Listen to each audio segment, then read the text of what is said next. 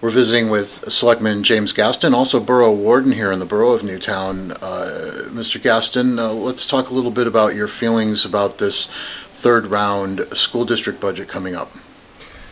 Well, good morning, and thank you for allowing me to share a few minutes and discuss the education budget.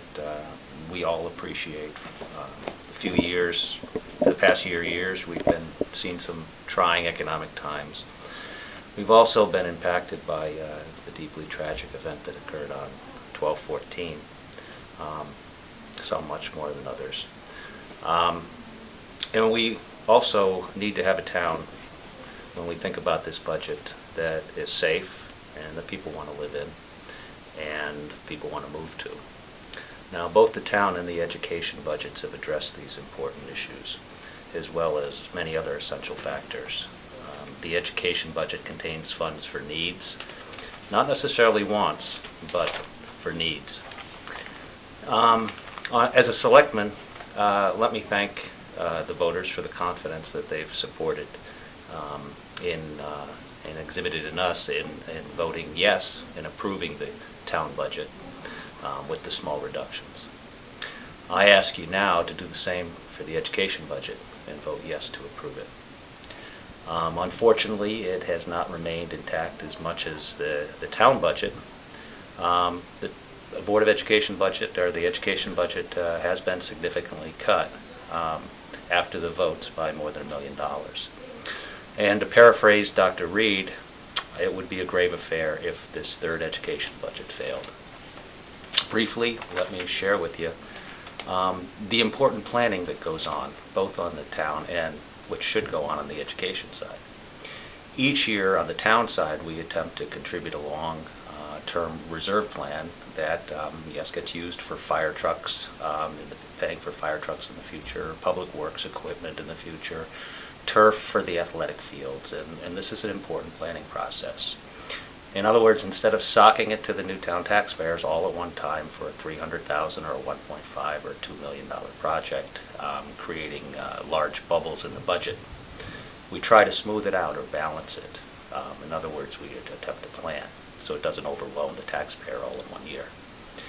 A few years ago, former State Representative Chris Liddy was actually able to get legislation passed in the General Assembly that would allow the education side to do the same type of planning.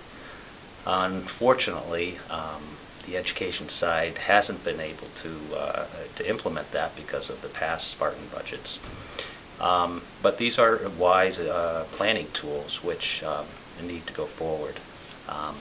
Unfortunately, although we need a school budget that's able to implement such wise planning, this budget before us, the one that you'll vote on, doesn't have those funding plans.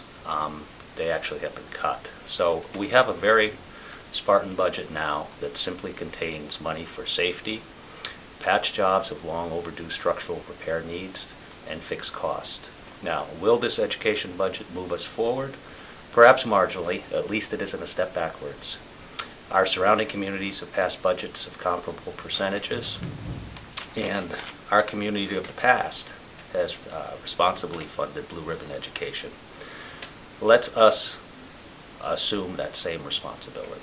I encourage you to study the issues, call elected officials if you have questions, call the Office of the Superintendent of Schools if you have questions, call the Selectman's office if you have questions, and please be sure to vote at the middle school. I'll hope you vote yes for the education, and thank you again for your time. Now, Mr. Gaston, quickly, in the last minute or so that we have left, can you talk a little bit about one or two of the main themes that have been coming across your desk or through your phone or emails from constituents, whether they be here in the borough or anywhere across town? Are there any specific themes emerging in terms of concerns?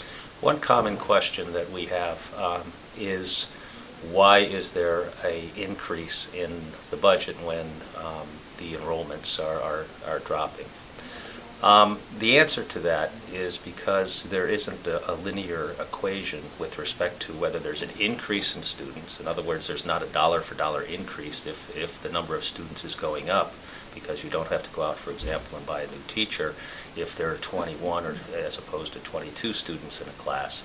Likewise, it's the same way going down. If there's 21 children in the class instead of instead of 22 or 23, you don't lay off a teacher for that, or you don't reduce the size. So it's not a linear equation. Also, there are unfunded mandates which have been passed, and there are additional requirements which the state is imposing, which cost money. So the natural inflation rate, the additional requirements of state and federal government, as well as the fact that it's not a linear equation. And we've been Spartan in the past, and now some of these structural projects, they have to be done. It may be patchwork, and we're not planning long term, but these have to be addressed as well. So that's why there's that increase.